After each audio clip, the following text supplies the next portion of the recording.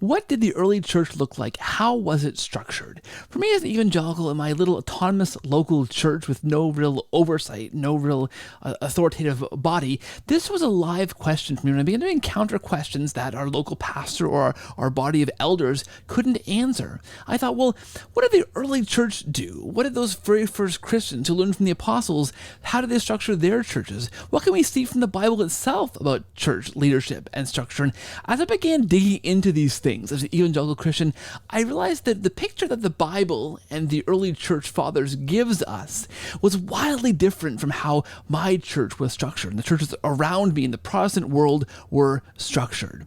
Well, this is an important question because if Christ founded a church and established rules for that church and guidelines to know how you were in or out of that church and prayed for unity of that church, and these things are in the Bible, where is that church?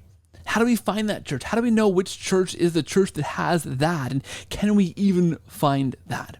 In this episode, I am joined by Joe Heschmeyer, Catholic Answers apologist, to answer that exact kind of question. What did the early church look like? How was the early church structured? And what can we learn from that? Where can we find that today? It's a fantastic, fascinating, really in-depth conversation about that structure of the early church and fundamentally its importance. I really hope you enjoy it. Please do like this video, share this video, subscribe to our channel to help this thing keep going and growing, and thanks for your watching and for your support. Please enjoy. Hey friends, welcome back to the show. Thank you for watching. Thank you for listening. If you're listening on podcast, please leave a rating or review on Apple Podcasts or on Spotify.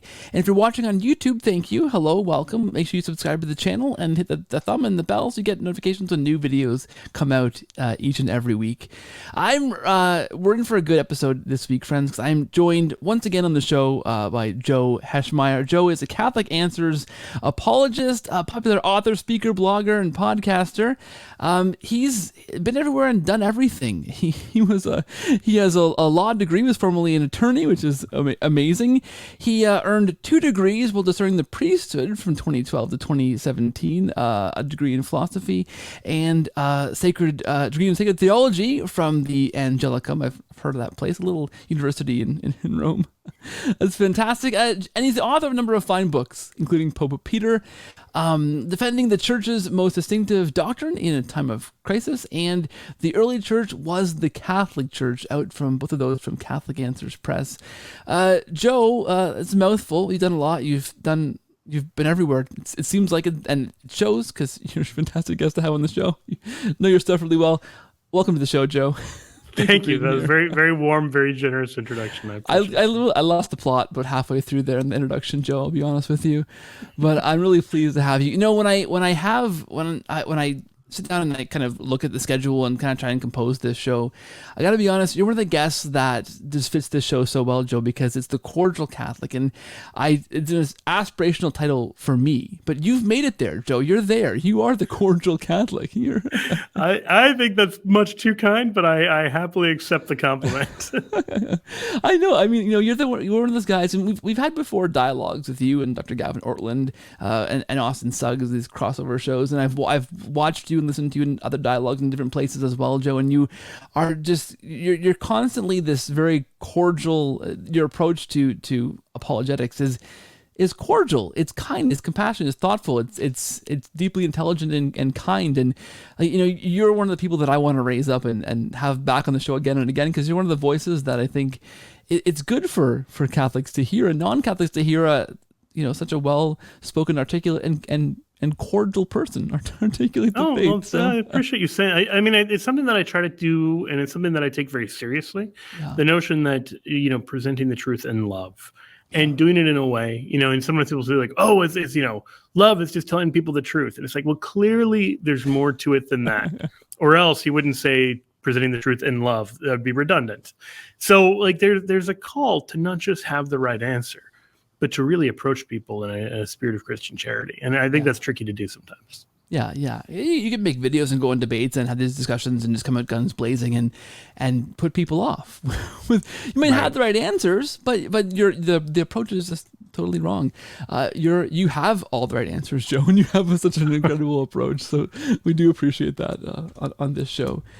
We're talking about the early church today, and in particular, I want to drill down on the topic of bishops in the early church, how the church was structured. And I want to preface it by saying this, Joe. I mean, for me as an evangelical, I began to dig into the early church. I was working under a pastor in this non-denominational student church who was doing a master's degree in patristics, and he was encountering these things for the first time, and I was his sounding board in a lot of cases as this intern at the church. And I got a lot of these questions about the structure of the church, nature of the Bible and tradition, and that kind of relationship. And I began digging into the early church sources, and I've had John Bergsma, Dr. John Bergsma, on the show too before, and he said the same kind of thing as a Bible scholar and pastor. He encountered somebody like Ignatius of Antioch, I think, in his letter to the Smyrnians, where he talks about, where the church is where the bishop is. And I began reading things like that as an evangelical, and I was really stopped in my tracks. And I thought, wait a second, my church looks nothing at all like what's being described here by these early church fathers. And that was one of the catalysts for me to begin to look into, well, where are churches structured like this? And I want to put my cards on the table as we begin this discussion, because for me, a topic like this, when I began to drill down into what the early church actually looked like and how it was structured, it struck me how different my church and the churches around me looked from that church, the early church. So for me, and I think a lot of listeners to this show come from a non-Catholic background, this is one of those things where you go, okay, well, what do I do with this if my church really looks so different than this? So I want to come at it from that position with the cards on the table there, Joe, fully honestly in my approach and where those questions brought me as we dig into this topic. And I want to begin, I guess, by asking you about how we know the sources. When we begin to talk about the idea of the structure of the early church, what we have the Bible, of course. So, and I want to include that, of course. What sources do we look into as we begin to try and answer the question of how the early church was structured? Yeah, and I want to say a word about the Bible at the outset, which is the Bible is, of course, invaluable. But one of the ways we misuse the Bible in this context is to assume that the role of the Bible is to give a blueprint for how to build the church. Right. That's not what the Bible describes itself as doing. So, I mean, just to take an obvious example, when you read the book of Acts, it describes the things the church is already doing. Or when you read the letters of St. Paul and he's writing to the churches of Galatia or wherever he's writing, he's presupposing the church is something that already exists and he's writing to it. And so it's confusing. If you go looking for a biblical blueprint for the church, you really don't find one. I mean, people make hay out of a lot of kind of ambiguous passages or passages that refer to structures that already exist. And so it can be very difficult going on the biblical evidence alone. Now, fortunately, we don't have to go on the biblical evidence alone. The biblical evidence is supplemented by a wealth of evidence from early Christianity. And it's an interesting thing because we kind of have an iceberg situation. To give you a couple examples, and I'm sure we'll probably get into all of this in greater depth. When Hegesippus in 160 and Irenaeus in 180 and Tertullian in 200 talk about these lists of bishops, they're pointing to something bigger than what they provide. So, for instance, Irenaeus gives a list of every bishop of Rome. He gives a list of all the popes from the time of Peter and Paul down to Eleutherius, who's the 13th successor of Peter. But he also says that he could do this for all of the apostolic churches. That if you went to any of the apostolic churches, you could just ask for their list of bishops going back to the time of the apostles, and they could tell you. Now, again, this is 180. So he got Christianity from Polycarp of Smyrna, who in turn was a student of the apostle John. So this is not particularly late in the game. He, learned Christianity from a guy who literally learned it from the apostles. So someone saying that, Irenaeus doesn't know what he's talking about, he's too late, it's a hard argument to make seriously, and especially because Irenaeus is our source. He's the first one to tell us Matthew, Mark, Luke, and John are the four Gospels. So we rely heavily, Catholics and Protestants alike, on the reliability and veracity of Irenaeus' accounts. And so when he tells us that you could go into the apostolic churches and get these lists of bishops, that they kept those records, we don't necessarily have that kind of record keeping today. You can't just like walk into Antioch in Syria and say, okay, I want every bishop that ever was in paper form with like 2nd century papyri. Like that's good luck. But clearly that was a thing that once existed, because at the time he's writing, people don't just call his bluff and say, what are you talking about? You totally made this up. And Tertullian says something very similar. He actually challenges the heretics and says, well, unroll your list of bishops then. Like if you've got this version of Christianity that goes back to the apostles, show us the paperwork, show us the receipts, we might say, and, you using the cool language of the day. And it's clear that the Catholic Christian can make that kind of boast in a way that a Gnostic or a Montanist couldn't. So that's a big thing, because it means that we have a lot of written evidence, and B, evidence that there used to be even more evidence. In the same way, like if we're talking about Christianity, I would say, like just broadly about like the resurrection.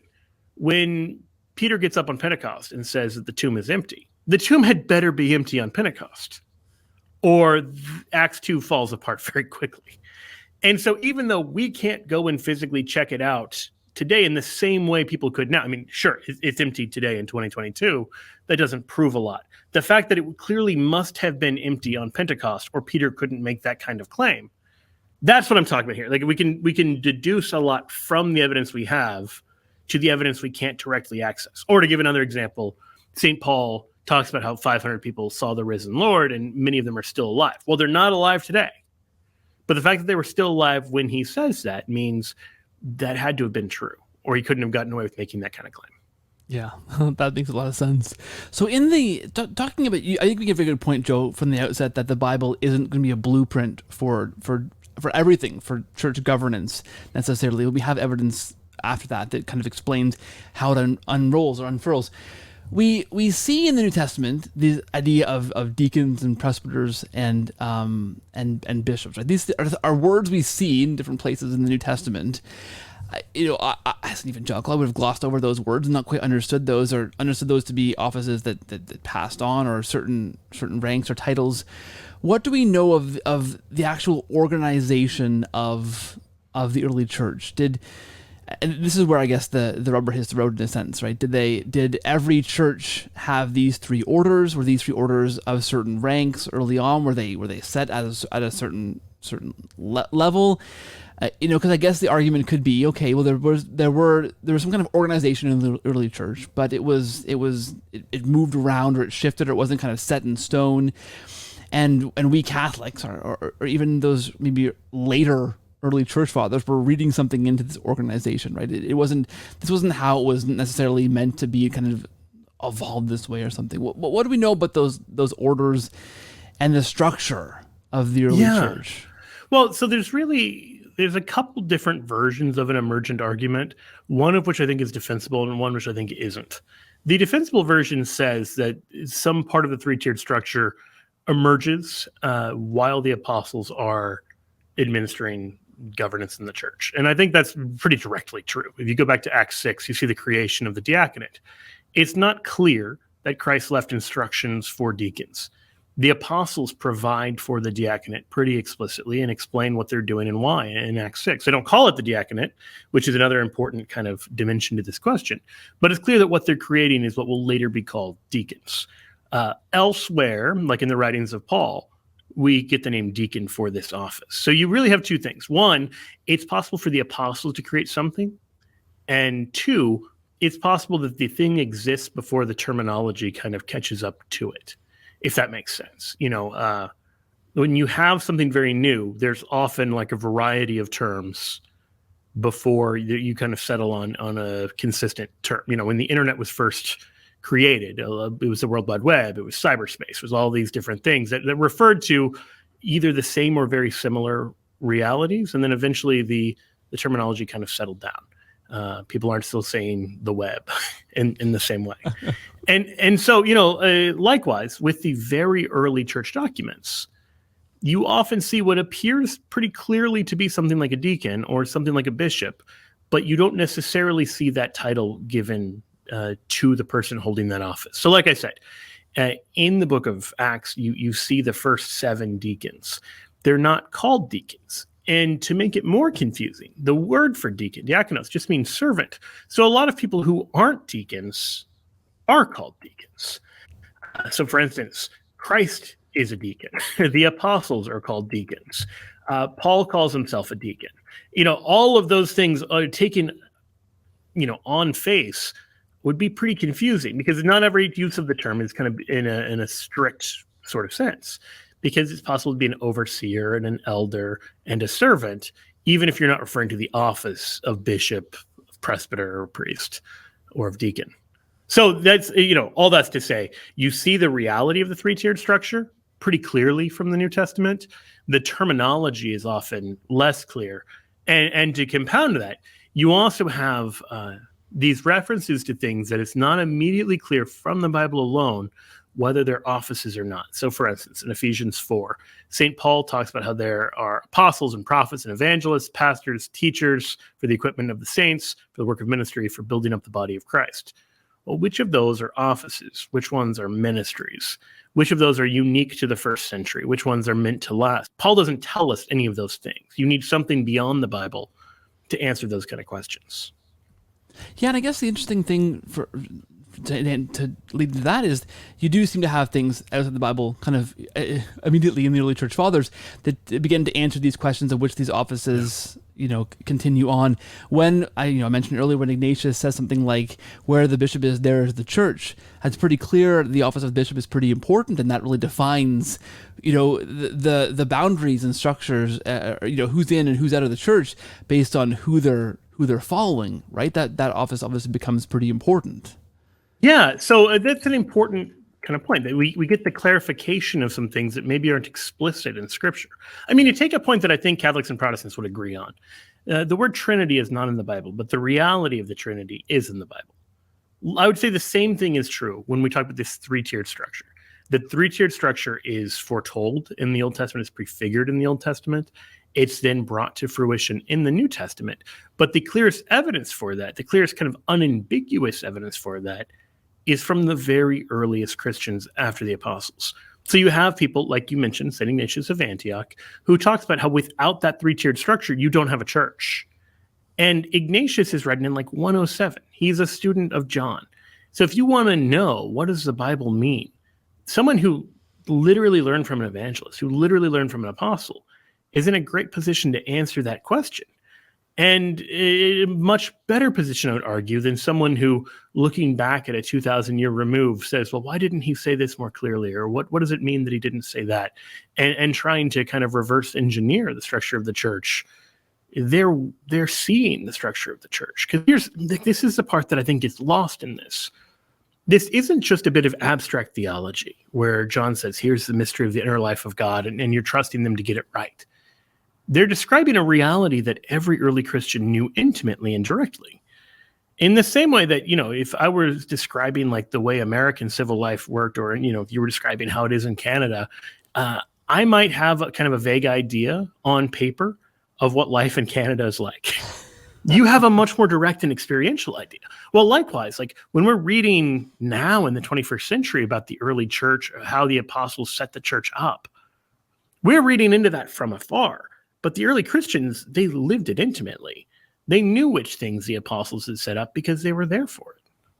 Yeah, and I guess, the modern pushback to that is going to be, well, no, I think I know better now. I maybe they were mistaken, or maybe it was I've heard it said that maybe these early Christians were just assuming that these structures came down from the apostles, and they were wrong. Well, it's so close. Like if this was like an 8th century kind of theory, I'd be like, yeah, I totally accept that. That's a totally valid critique. And you'll find that, right? You'll find things that are newer that people assume go all the way back. But when we're talking 107, 7 years after John died, I mean, to put that in context, 7 years ago was what, 2015? That's good math. That's not that long ago. If I mistook something as like 100 and some odd years old, or 60 years old, that was actually only 7 years old, that's implausible. If I said, they had Google Chrome in the 1950s, I think you would say, I don't think they did. I don't think it's that old. Because you have people who were alive then. I mean, we're talking about a whole community. Like if Ignatius is making this up, if the apostles didn't set up a 3-tiered structure, it's baffling that he thinks that they did, because he learned from an apostle.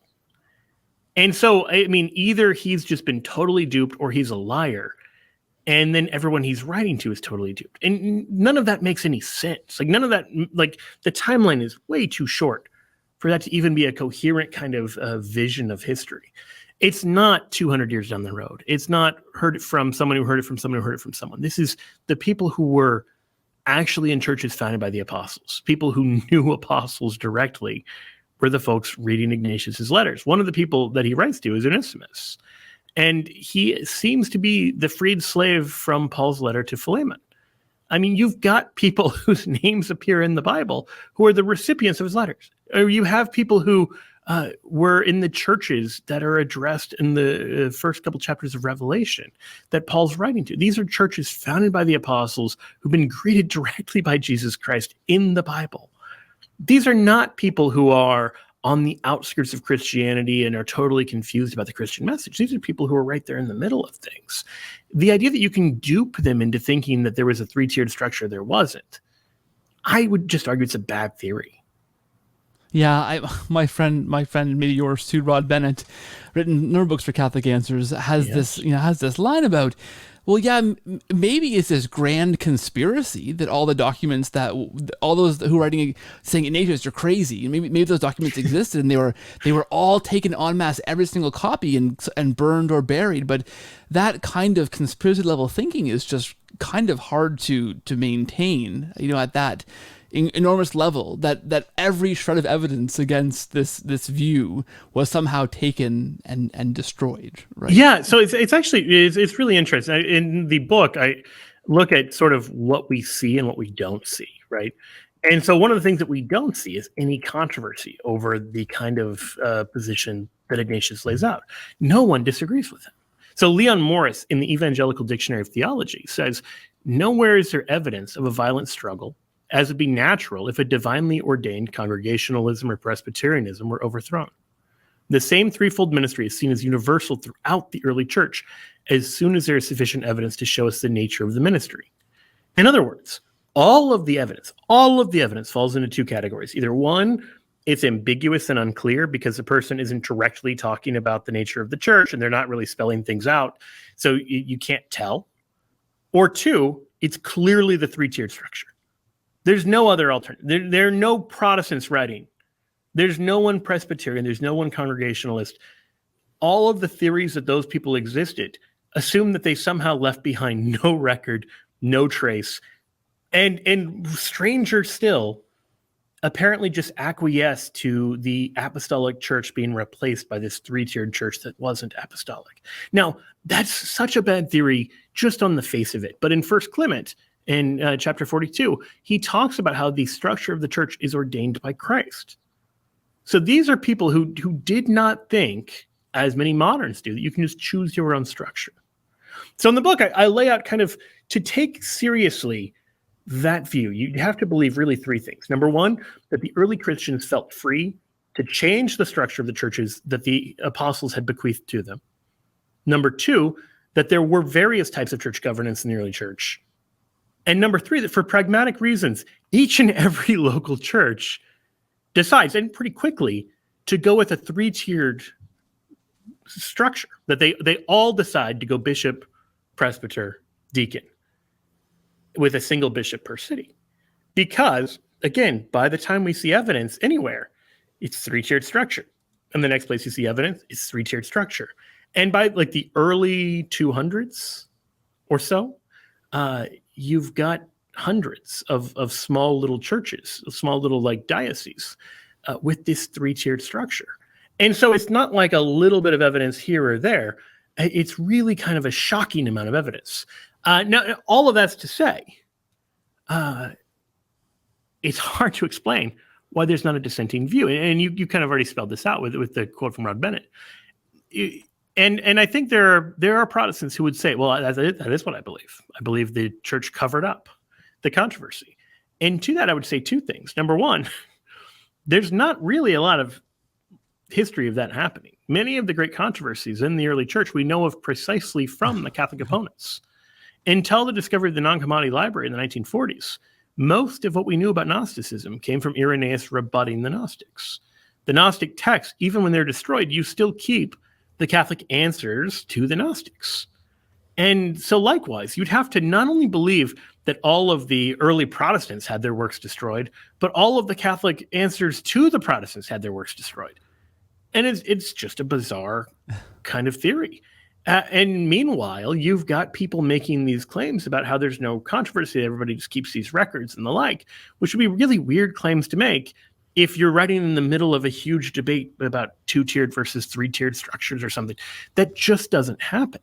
And then what we do, again, and I want to stress this, not just like Catholic versus Gnostic, even within Catholicism, you'll find records, for instance, of Jerome and Augustine disagreeing with each other on important issues.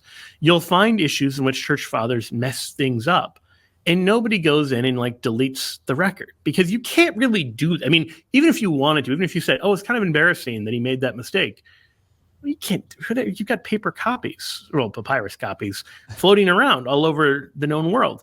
What are you going to do about that? It doesn't make sense. So all that's to say, the cover-up theory just doesn't work. Yeah, I can see Jerome throwing Augustine's letter in the fire in anger, but Augustine kept a copy himself, right? So right. He had the evidence. Yeah, it's a fascinating theory, and this is the thing. Like, so evangelicals, and I'm not the first one to do this by any stretch of the imagination, look at these early church fathers, and they see something that does not look like evangelical Christianity, and then this is the thing. So, was there a time when the church did look that way, like these kind of unstructured local churches, right? And I think you make a great point here, Joe, that I hadn't thought about before, and hopefully listeners, this rings true for them too, right?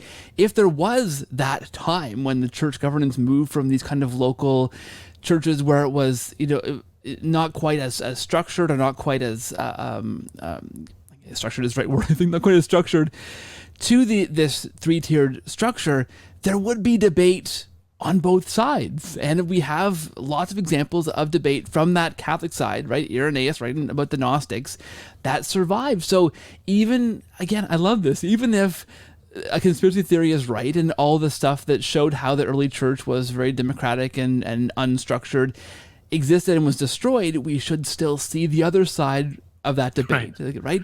And the fact that is not there says something, right? I think that's so fascinating. You would think there'd at least be passing references, that something would slip through the cracks. Yeah. That, I mean, it's striking. So in the book, I quote an article by Father Michael McGuckin, where he says the notion of a church choosing its church order is unheard of in Christian tradition until the 16th century with the Reformation in Switzerland. And the choice between presbyteral and episcopal government is church dividing to this day. Is it plausible to suggest that it would not have been equally divisive in the first decades of the church's life and could have taken place without leaving any trace whatsoever? And I think that's the right question to ask. And this is something I think a lot of Catholics are maybe a little tone deaf on, because we expect, especially like cradle Catholics like myself, we expect to find in Protestantism that the major differences are theological. That the reason someone is a Baptist and not a Presbyterian, or a Congregationalist and not an Anglican, that those are going to be heavily rooted in theological differences. And you'll find theological differences for sure, but that's not the church dividing stuff. Within a family of denominations, maybe. But the church dividing stuff tends to be church polity. Yeah. It tends to be the structure of the church. So you could be a Reformed Baptist who is way closer to a Reformed Protestant than you are to a non-Reformed Baptist. But you still consider yourself a Baptist and not a Presbyterian because of church governance issues and the structure of the church. Those kind of things are something that I think Catholics don't appreciate, that like the structural stuff. Now, that's less true today than it was in the past, because people are more like religiously apathetic and, they'll denominational hop without really understanding even which denomination they're in. But in the past, historically, Protestants really cared about which denomination they were. Like they knew why they were a Methodist and not an Anglican, or a Presbyterian and not a Baptist. And we've lost some of that, but like that's how high the stakes were. So the idea that in the early church, they basically switched denominations and nobody protested. Nobody went into schism. There was no outcry. There was no controversy, no debate, nothing we can find whatsoever on either the pro or the con side. Not even anyone who just like mentions it passing that it happened. There's nothing. And so, of course, the best answer to that is that's because it didn't happen. It was a 3-tiered structure from the beginning. And so imagining that there was a different structure is a very weak argument from silence. Yeah, I think that's a very good point. I think one of the interesting things that I was digging into this a few months ago, and I sending you back and forth some messages because I made a funny little discovery in something from Jerome. But I think one of the interesting things about this, right, is so the idea that is often kind of thrown back at us as Catholics, so this developed, right? This wasn't from the very beginning. It kind of developed into this, and then here's where, well, the lack of evidence is telling, and the fact that nobody went into schism, and there's no documents about this debate, that's very telling. And but we do still have some some sources that seem to indicate this was a development. And one of the quotes that often is thrown around is this strange quote from St. Jerome from his commentary on Titus. And it's a bunch of different places. I did some digging into this, and I found the source, and it's kind of interesting because it's often misquoted, and I do want to do a bit more digging into this and do a little video on my channel showing the quote in full and what I did in this little kind of treasure hunt that I went on. But even somebody like Jerome looking back on this structure, this quote that often was thrown around seemed to imply from Jerome that he felt like this structure developed. Well, if you pull up his commentary on First Titus, Titus 1:7, right? What he says, he describes the idea of bishops coming about in and he used biblical language, coming about in the time of when he quotes from 1 Corinthians. He says people were saying, I'm of Paul, I'm of Apollos, I'm of Cephas. He says, at this point that we began, then it was decided that one presbyter should be over other presbyters, and this should be for the care of the church and to remove schisms, right? And that's pretty early, right? And that's in apostolic time. So even someone like St. Jerome looking back on this and explaining the structure, right? If you look at his commentary here and what he says, he's placing this in apostolic times, right? Exactly. He's saying people were cleaving to Paul or Apollos or Peter, and the churches, because of this, began to have one bishop in charge of the church. And he's looking back from a distance, so you could say, well, he could be a bit mistaken about that. But even if he's not, even in the worst case scenario, what the picture he is painting is maybe a few years of churches as they were trying to decide how they were organized, and it wasn't quite clear as they emerged, landing pretty early on one bishop in this 3-tiered structure, right? Well, to add to that picture, what makes it complicated in the apostolic age is precisely the presence of the apostles. Right. Like the authority of a bishop in his local church is going to look different when you have Paul traveling around from church to church, just giving directions directly. And so you have, so for instance, in the letters to both Timothy and Titus, you have these instructions for what to do with presbyters and deacons. With bishops and deacons. And then there's reference to presbyters. There's a reference to the bishop in the singular in 1 Timothy. And so it's unclear if there's one bishop and many presbyters. There's a lot of debate about this. But what gets lost in that is that if you look at the role that Timothy and Titus themselves have in these local churches, they are the one guy to whom everything stops. Yeah, They're in the role of what a bishop does. He doesn't address them as bishop, but that's a terminological thing. Just like he doesn't refer to Jesus as the second person of the Trinity, but we still say he is. That's a terminological thing. So, Jerome's theory is that the very earliest churches were set up with a common council of priests and that it didn't work because it leads to the I'm with Apollos, I'm with Cephas thing that you get in 1 Corinthians 1, and that the apostles respond to this by creating the three-tiered structure, just like they create the diaconate. If Jerome's right about that, I don't actually think he is right about that. But if he is, that's still totally consistent with the Catholic claim, which is that the three-tiered structure is apostolic in origin. It's kind of a quibble historically. It's not an actual argument for the Protestant claim. I mean, the Protestant would have to say, yeah, they tried my system of governance and it didn't work, and so the apostles replaced it.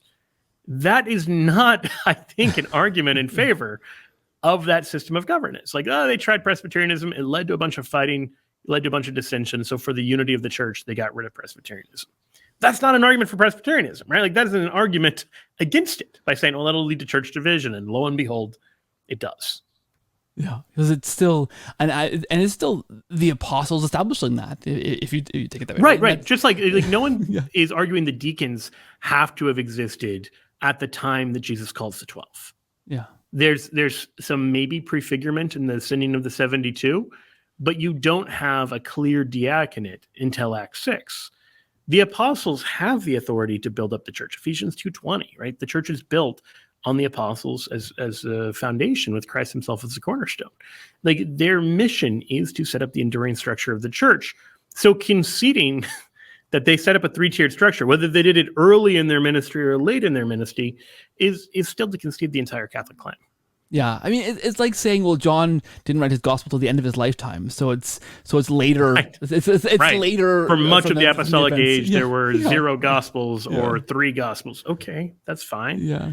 It's an interesting historical fact. We can argue about whether the gospel is written in 40 or 50 or 60 or whatever, but who cares? Like, that's nothing is being proved for the Protestant claim by those kind of historical quibbles.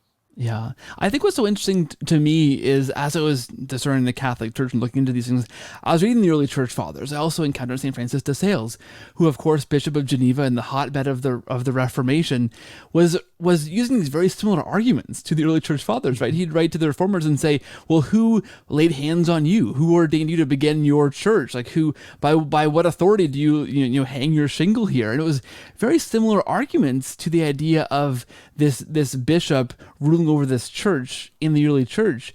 He was kind of saying, well, which bishop sent you here to do this? Yeah, so he's drawing on the evidence we get directly from Scripture that we totally ignore. And I'd point to 2 places. One is Acts 15. The Judaizers go out without authorization from the church, and they spread heresy. And they're called out for their heresy, but also for going out without permission to preach. That is an idea that's been lost in large swaths of evangelical Protestantism. The idea that you need permission to go preach and teach. You can't just say, well, I feel moved by the Holy Spirit, and so I'm going to go do it. Not good enough, because that's how heresy gets spread. So that's the first. And then second is in Romans 10. When St. Paul is praising evangelization, he says, how can they preach unless they are sent?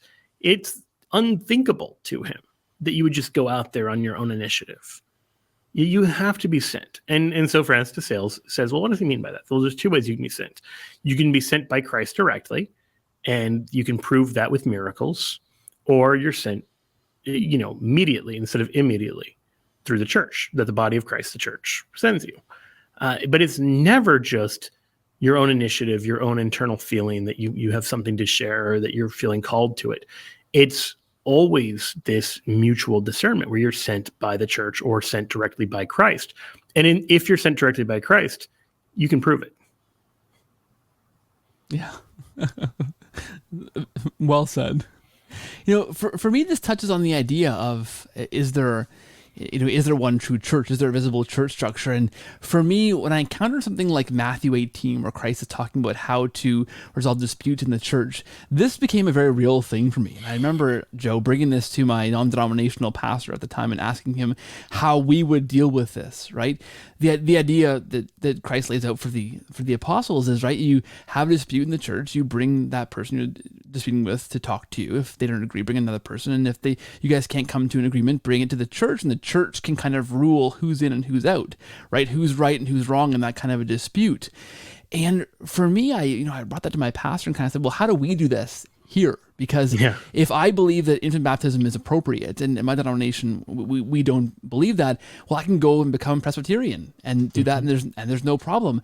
How how is that, how can we actually apply the words of Jesus in this situation? And right, that for me led me deeper into looking into where's a church that can do this kind of thing, right? And for me, I kind of hit upon two things. Okay, either we can't do this because the church is just too fractured because we're humans and we're sinful and the church is divided, and so there's no way we can anymore apply Christ's formula, or there must be a true church somewhere with a structure that looks a certain way. And I think I'd like you to weigh in a second, but I think that on the first, like, well, Christ wouldn't establish a structure that wouldn't last more than 1,000 years, I don't think, right? Saying that we're too fractured and humans are sinful and that's why the church is split and that's why we can't apply this anymore. Well, that seems a little weak to me. I think the other idea of maybe there is a church, maybe that's biblical to find that church, and as you begin to dig down that hole, then you see this idea, this three-tiered structure, and how those apply in the early church and how that was passed on and on and on. That to me seems like the plausible answer versus saying, well, you know what, Christ intended this to be a structure, but we're too sinful and fallen, and that thing is inexplicably or permanently just kind of broken apart until Christ comes again, right? Yes. I mean, I think it is a general rule. The idea that Christ is laying down a moral law that is impossible to keep puts you back in the position of the Mosaic law or worse. Yeah. Like, the difficulty with the Mosaic law is that we found we couldn't keep it. Even though it was possible to keep in theory, in practice, we constantly fell short, which is why we need grace. It's why we need the law of Christ. And so the idea that Christ comes along and lays down this law, lays down a church, and establishes a structure that is impossible to keep, and that now Christians have no way of obeying him, is to suppose a kind of dystopian world in which God commands the impossible. And I think any Christian with even a little bit of a theological inkling should say, that doesn't make sense. That doesn't sound like something a good and loving God would do, to command you to do something you cannot do. I was just emailing back and forth with a woman who was saying that she's interested in Catholicism, and but she's got this nagging doubt in the back of her mind because her mom keeps warning her that she's going to be damned if she becomes Catholic. And so I pointed out something that I think is applicable here, that, imagine for a second that the mom is right, that to be Catholic means to damn yourself. But think about what that would actually entail.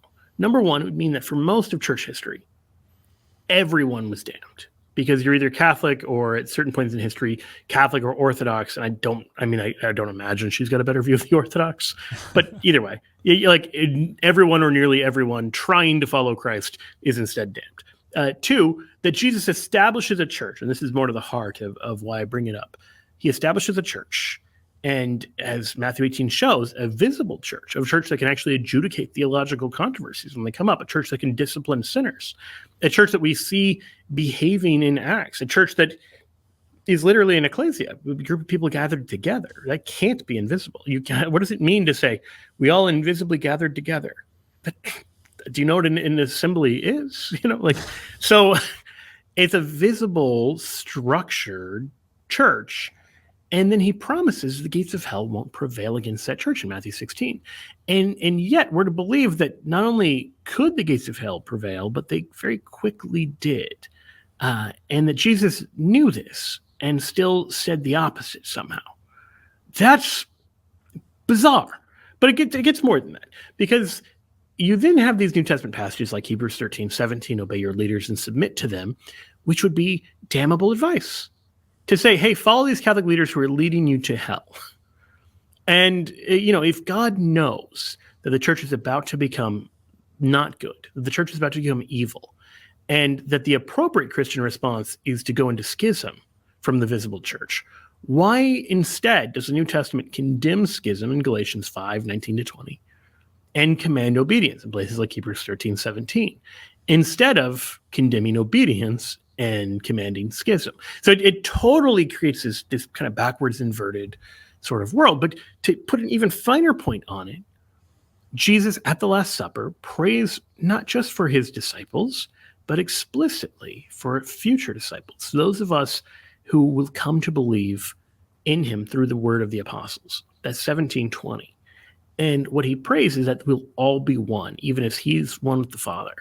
And that would be a horrible prayer if the oneness in the Catholic Church was a source of damnation, if it was actually contrary to what he wanted, or even if it was simply something that could not possibly be brought about, like leaving a prayer in Scripture that we would reasonably take to say we should be one when God doesn't think we should be one and doesn't think we even could be one, or somehow thinks we should be but can't be, which I don't know what that means. What does it mean to say you should do this but you can't do this? That's not a moral law. I don't know what that is. That's not a moral law. Even like at a legal level in terms of positive law, like secular law, the government can't command you to do something that's impossible. They can't say, you need to pay 200% income tax every year, because you can't. That's not a thing. They can't say you got to go back and like change this thing in the past. You couldn't. It would be an absurdity to have a law, even at a human level, that commands the literally impossible. And yet that's the situation we find ourselves in if it's really the case that Christ sets up a structure of the church that isn't supposed to be followed or can't be followed today. Yeah, I think that's really fascinating, right? That why would, right? And I guess the response might be, well, that structure, we broke that structure, so. But that still makes sin more powerful than Christ, which is a problem, right? To say like, you've got to do this thing, but somebody 1,000 years before you screwed it up, so now you can't do it anymore. Yeah, it does. And I think this is again that what Rod Bennett writes as the apostasy that wasn't, right? And he in there he kind of talks about, I don't want to keep, this is not an interview with Rod Bennett, but maybe it should be. I should bring him in here too. I'll get him in the line here as well. But the idea that you have to locate that schism somewhere, right? If you say, okay, so Christ set up this structure, intended structure, and it broke somewhere, you really need to be introspective to yourself and your own understanding of church history, and look then into the evidence and say, well, it happened here. Because if you're willing to say that the structure that Christ set up and the prayer that Christ prayed both are no longer possible, I mean, they must have been possible at some point, otherwise he wouldn't have said that or prayed that, right? If he is who we believe he is as Christians do, you have to locate where that happened then, right? And say, okay, it must have happened here or here or here, and be pretty confident that that's actually what happened, right? Otherwise, you're saying, well, we can't follow this anymore. What are you doing? Are you saying that Jesus lied? Or what are you doing? This is the thing that I find really fascinating. Like when I talk to Protestants, I love to ask the question, well, who do you think the first pope was? And because if the claim is the papacy is like a break from the gospel, right? Where does that break happen? And it typically is a muddled response, but it happening slowly over time and emerging. And it's a really, I think, unsatisfying answer, because it's like a failure to say, what does a gradual disobedience really look like in this context? When do I know to get off the train? Because it's like now this pope has gone a step too far. Well, okay, where was that then? If it happens gradually, where does it gradually go too far? And I've never gotten a good answer. I've either gotten answers that are like demonstrably untrue. They'll be like, oh, Constantine started it. And then you go back and read about, the popes before Constantine. You read, I mentioned Irenaeus before. He's written in 180. Constantine's not even been born yet, and he won't be for like another century. The legalization of Christianity is still like almost 150 years off. Like that kind of idea,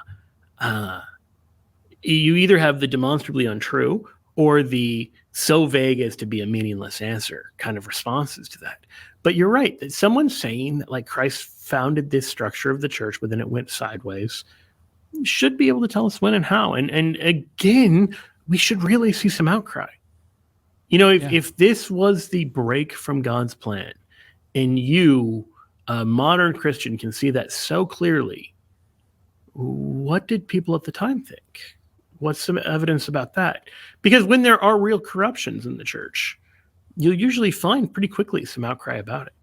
You'll find before Luther people who protest the sale of indulgences. Even just like the overuse of indulgences being, given away too easily. Like all of that, you'll find that kind of stuff when there are actual abuses. If this is an abuse, if the existence of the church is an abuse, if the three-tiered structure is an abuse, if the papacy is an abuse, all these things, like if one bishop per church is an abuse, when and how does it happen, and why is there no outcry? Yeah, that's a fantastic point. Now, some pushback to an argument like this, would look at somebody like Irenaeus and say, okay, so he describes this idea of one bishop per diocese, per area. He talks about, he gives us the lists for Rome and says, I have more lists just like this. But he also says things like about the age of Jesus, that he also says went back to the apostles, I guess, and he's wrong about that in a sense, right? We know now that he was kind of in a minority view in that. So one of the pushbacks here is to say, okay, someone like Irenaeus, mentions about the idea of this structure of the early church, but gets other things wrong that he also attributes to coming from the apostles. So maybe this is wrong then. How would you respond to a claim like that? That seems to undermine the idea that this is something that came from the early church versus developed later. Again, with no outcry, but developed later. Yes. Yeah. So this, I think, for one, you will find a lot more dissension on the view about Jesus's age. Irenaeus' passage is a little confusing. This is also from Against Heresies, book 3. He's talking about this idea that he's gotten from talking to Christians in Asia Minor, that Jesus is older, that he's beyond the traditional age of like 33. And there's some controversy about what he means about this. But assume for a second that he actually thinks Jesus is like almost 50, which is the way he's usually been read. Again, there's controversy. I know Craig Ostrowski and others have taken a different reading.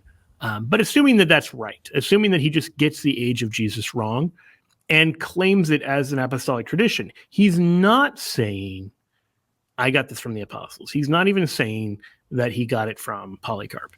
He's saying, and pretty explicitly, he says he basically heard it from some Christians from Asia Minor. So he doesn't give it the same sort of weight in terms of the credibility. That's a very different thing. Also, the nature of the thing is very different. When he gets to the churches, he points out that they keep the records themselves. So it isn't just like he's got this idea that it goes back to the apostles. Yeah. But the churches are making this idea pretty explicit for themselves. And then Tertullian agrees and points out that like all of the churches keep these roles of bishops. All of that's to say, like, it's easy to understand how someone could misunderstand something about the gospel. There are parts of the gospel that all of us get wrong. Big ways or small ways, where we'll get some detail mixed up or messed up. And we might even be like, oh, I'm pretty sure it says in the Bible X. And then you go back and look and it turns out you're misremembering or misquoting or you'd misunderstood. That happens. And nothing I'm saying about Irenaeus certainly would deny that. Irenaeus makes mistakes. But the idea that he's making a mistake here on this pivotal point that he's using as really at the heart of his rebuttal to Gnosticism. Because if you read the argument he's making in book 3, his argument is the Gnostics reject Scripture. If you appeal to Scripture, they'll just basically say, well, that's what Jesus taught publicly, but privately he taught something else. If you appeal to public tradition, they'll just say, well, that was the public tradition. There's this private tradition. And so Irenaeus quite ingeniously says, okay, but look, if you assume Jesus had a secret set of teachings that he only taught the elect, the Bishop of Rome would know about that. Like, if anybody knows about that, Peter and Paul's successor in Rome would know about it, and his successor would know about it. And yet, the Pope has never heard of this idea. And that pretty well debunks it. Now, if he's wrong about that, if the Gnostics could turn around and say, actually, the Bishop of Rome wasn't even around until 150, Irenaeus' whole argument goes down the drain. And that's not the same thing as like his speculations about the age of Jesus. Nothing in particular is really hanging on it. There's not a real strong motive to disprove it. And the argument is a lot vaguer. So, in other words, it's much easier to explain how Irenaeus could have erred, assuming again that he's erring here, on something incidental like the age of Jesus that he's getting from some people he talked to in Turkey, compared to every church founded by the apostles keeps these very clear records on this very central idea. That's not the kind of thing that you would expect him to get wrong. Yeah, and there's a huge difference there as you lay that out, right? It's him talking about one thing versus saying, look, all these churches keep these. So there's a multitude of places where that evidence can be found there, right? I think that's really interesting. What about the idea, again, that there is some dissension amongst Catholics, among Catholic historians, Catholic theologians, about the idea of this structure and it developing. I think you've put to bed, I think, quite well the idea that it developed over long periods of time. We have some good evidence early on that it was established. Maybe it developed within a few years, but in the lifetime of the apostles, nonetheless. I mean, that's okay. But what about the idea that there are some Catholic corners where they'd say, you know what? No, this was a thing that developed over time and not necessarily the structure of the early church as Christ intended. Is there any weight to an argument like that? Because there are Catholics that say this, and Protestant apologists will quote them and say, look, even Catholics say this is something that developed over time. What do we say to that? I mean, at the risk of just airing a lot of Catholic dirty laundry, the fact that like liberal Catholics found an excuse to disagree with the Pope and undermine his authority does not in any way prove the Protestant case. No. It is not like these are just like lockstep Catholics who are saying, I believe in papal infallibility, but I have to admit the papacy didn't exist until the 2nd century. No, these are people who were in the midst of dissenting from church teaching on a variety of issues, and conveniently at this point discover that the papacy actually doesn't really have authority. It's not really as old as it claims to be. It's not really of apostolic origin. It's an incredibly convenient set of beliefs. And, I'm not saying that the people were ill-motivated when they make these arguments. I frankly think some of them were. I think some of them weren't. But I do think that just saying, oh, this has a special weight because they're Catholic, doesn't actually grasp the nature of what's going on, that their position is helped and not hurt if it turns out that the papacy has less authority than Catholics have traditionally held, because overwhelmingly the people making these arguments don't believe papal claims, don't believe in the teaching of the church in its fullness. So I say that just to like give hopefully some context for Protestants who are using this and think it's a really good argument that, well, look, here are these Catholics saying this. It would be like if a non-Christian used somebody like John Shelby Spong and said, look, even Christians admit the resurrection didn't happen. And it's like, if you knew who these people were within the communion of Christians, like the fact that these are resurrection deniers, that helps their agenda. It doesn't hurt it. But you'd have to know like a little more about the details. So I think basically the fact that these guys get quoted because they're Catholic is a big misreading of kind of who they are and what they're about.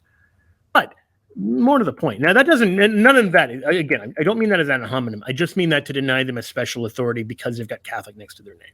Right. They could still be right. I think they aren't right. And I think that if you actually closely analyze their arguments, you'll see why they're not right. Specifically, you'll find a circular web of basically them citing one another. That Brown and Meyer and Duffy and the Lutheran Peter Lempe, basically, it's just a web of citations one to another. But when you drill down and say, okay, what evidence do you guys actually offer for the views? It's shocking. It's shocking how scant it is. It's shocking how bad it is.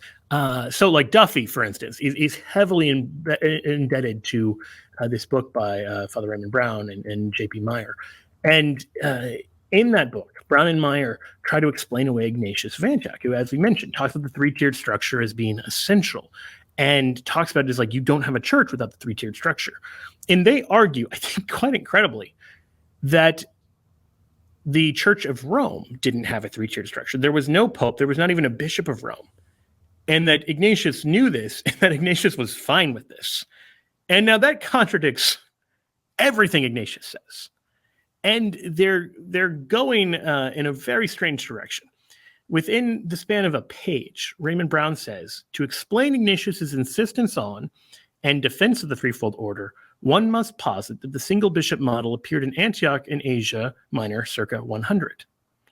And then, like within a page, he says, the signal failure of Ignatius, 110, to mention the single bishop in his letter to the Romans, a very prominent theme in his other letters, and the use of Hermas, which speaks of plural presbyters and bishops, make it likely that the single bishop structure did not come to Rome till circa 140 to 150. In other words, Ignatius mentions the need to obey your bishop, presbyters, and deacons in 6 of his letters. And so they say, aha, that must not have originally existed, or you wouldn't be telling people to follow that model. But in the letter to the Romans, which is about his martyrdom and not about church governance, he doesn't talk about church governance. And so they say, aha, there must not have been a bishop of Rome. So what's incredible about that is that literally whether Ignatius mentions the bishop or doesn't, they take that equally as proof of their claim. And so it's like, well, in that case, what could he literally have said that you wouldn't view as proof?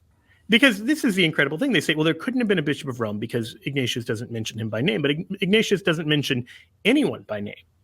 He doesn't know the Romans the way he knows the Christians of Asia Minor. He's the bishop of Antioch. He has been traveling through Asia Minor and greets several people in Asia Minor by name because he knows them. The Christians in Rome he's writing to, telling them not to intervene in his martyrdom. He doesn't get into the particulars of church governance for the simple reason he doesn't know their church intimately. He refers to them as presiding in charity. He clearly knows who they are, and he acknowledges them as a church, which we know from his letter to the Trallians and elsewhere. He considers a church only a church if there's a three-tiered structure. Now, the obvious case would be like, okay, clearly they have a three-tiered structure. But Brown argues that they don't because he doesn't, but it's this incredible sort of convoluted, very weak argument where it's a heads I win, tails you lose sort of any evidence. If he mentions the three-tiered structure, that must mean it's new. If he doesn't mention it, that must mean it doesn't happen yet. Like, that's bad argumentation.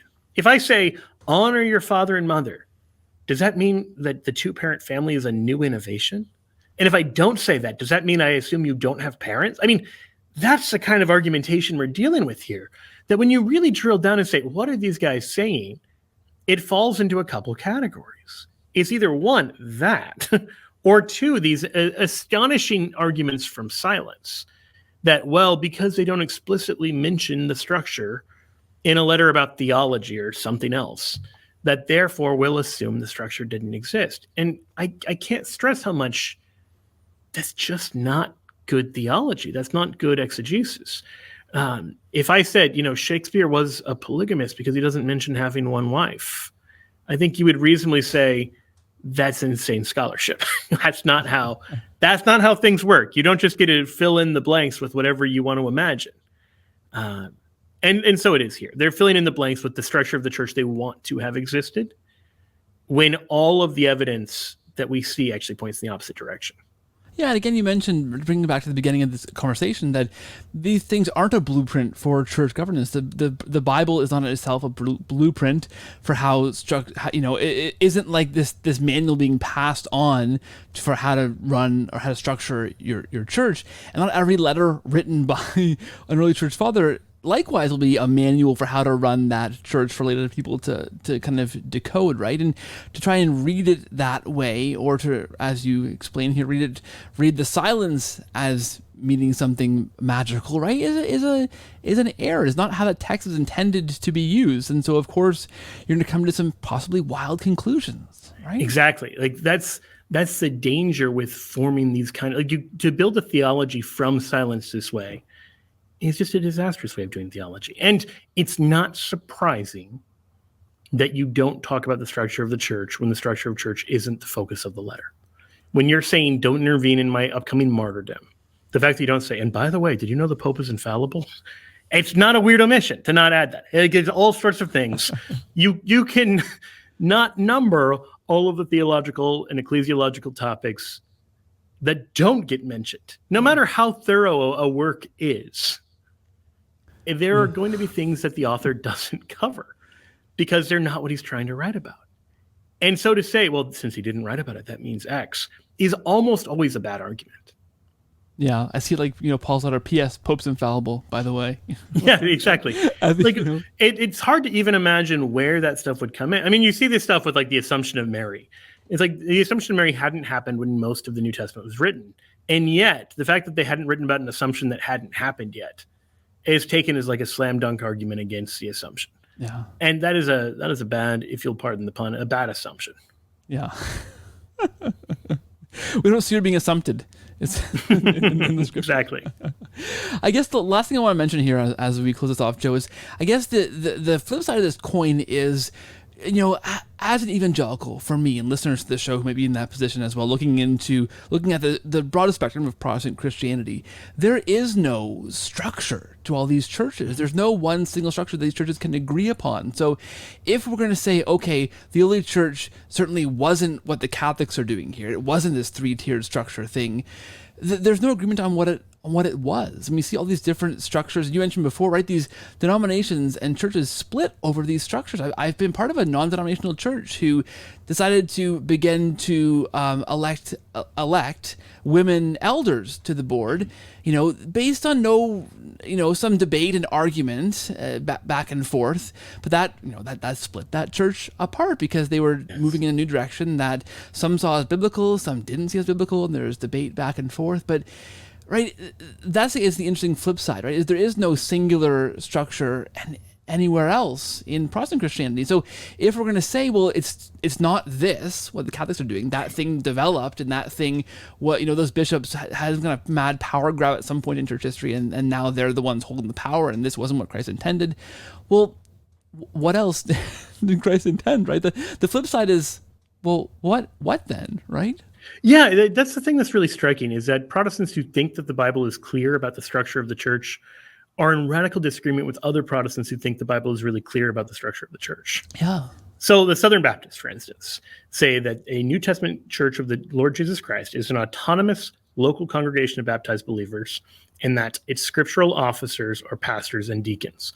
Now, that already seems like kind of an obvious break from Scripture. You have Paul, for instance, directly intervening in the life of the local congregation. They don't seem that autonomous. But nevertheless, that's the Southern Baptist position officially. The Book of Common Order, which the Presbyterian Church of America uses, gives both the ordinary and perpetual classes of offices in the church as elders and deacons, but argues that there's a twofold distinction between ruling elders and teaching elders. And so only teaching elders are able to preach. So you've got elder, bishop, pastor, and teacher all being the same thing. The United Methodists say that the office of bishop and district superintendent, with bishops elected from the elders and set apart for a ministry of servant leadership, general oversight, and supervision, but they deny that those superintendents are a distinct order, calling it just a special ministry. Then you've got Episcopalians who clearly have bishops, priests, and deacons with different rites of ordination for each one. Lutherans historically have argued there's no difference between bishops, pastors, and ministers, and that all clergymen are bishops and priests alike. The existence or non-existence of the diaconate is complicated within Lutheranism. And then John Calvin argues that there's a fourfold office, that you've got pastors, doctors, elders, and deacons. Now, that's pretty striking, that you either have one order, everybody's the same, all clergymen are the same, or you've got two orders, or you've got two, but there's a difference between different types of elders, or you've got two plus bishops and superintendents with unique ministries, or you've got three, or you've got four. Now, if the Bible is so clear, it's weird that Protestants don't agree with each other on this. But to add to that, but again, like the Catholic claim is that the Bible's not trying to be super clear about it. It's not trying to be a blueprint to build up the church. In the same way that, like, if you write to your congressman, you don't include in there a description about, and here's the nature of the tricameral government, like none of that. You don't have any of that. That this is written while the church already exists and people know what the church is. So if you want to know what the church is, you look back at the historical evidence of the church. Reading the letters within the church might be helpful, but they're not blueprints for the church. So then the flip side to that again is that in John 17, when Jesus prays that all will be one as he and the Father are one, if we're going to take that seriously, where is that going to be? And I would challenge that if it's not the Catholic Church, it's nowhere. There's no one Protestant denomination that can claim the kind of superiority that everyone's just going to come home to them. They don't have the historical credibility. They haven't been able to persuade non-members of their congregation. Unless you're just going to magically convince everybody that your ecclesiology is right and your theology is right, which hasn't happened in 500 years. But maybe another year, maybe next year it'll happen. No, that's never going to happen. Protestants are becoming more fractured, not less. They agree on less and less, not more and more. None of the trajectory is towards greater unity within Protestantism. So if that unity is to exist, and Christ seems abundantly clear that it ought to, it's seemingly the Catholic Church or nowhere. Yeah. Well said, Joe, and a good way to cap out that the conversation. Right, to bring it back to that. Thanks. Well, thank you. Thank you very much. That's well done. Joe, the book is The Early Church with the Catholic Church from Catholic Answers Press at shop.catholic.com. It's the best place to get it from. Where else do you want to point listeners towards for maybe more resources or reading more things to read on these topics or more places to find you? Where should they go, Joe? Yeah, so I post pretty regularly with Catholic Answers at catholic.com. I also have my own blog, shamelesspopery.com. And I am in the seemingly perpetual stages of almost launching a podcast, also going to be called Shameless Popery. You had a podcast for a while, Joe. I did, but then when I switched to Catholic Answers, I decided to launch a new one, and it's just taken me forever to do. Well, good luck, Joe. We love it. You know what? Your blog, Shameless Popery, has been a place that I have read for I don't know how long. It's fantastic, and I'm very pleased to see you on the trajectory that your apologetic work is taking you, and it's awesome to have you at Catholic Answers and all the great stuff that you're doing there, Joe. So I want to say God bless you in that ministry, the work you're doing, and thanks for joining us. I want to say down here in this lowly little podcast down here, but I'm actually above. I think you're Canada, actually you're so, quite a bit up. I'm down I'm 30 minutes from the Mexican border right now. Yeah. So really, it's coming up here. So yeah, welcome, exactly. welcome. Thanks, Joe. It's always a pleasure. Thanks so much for being here. Yeah, thank you so much. God bless you.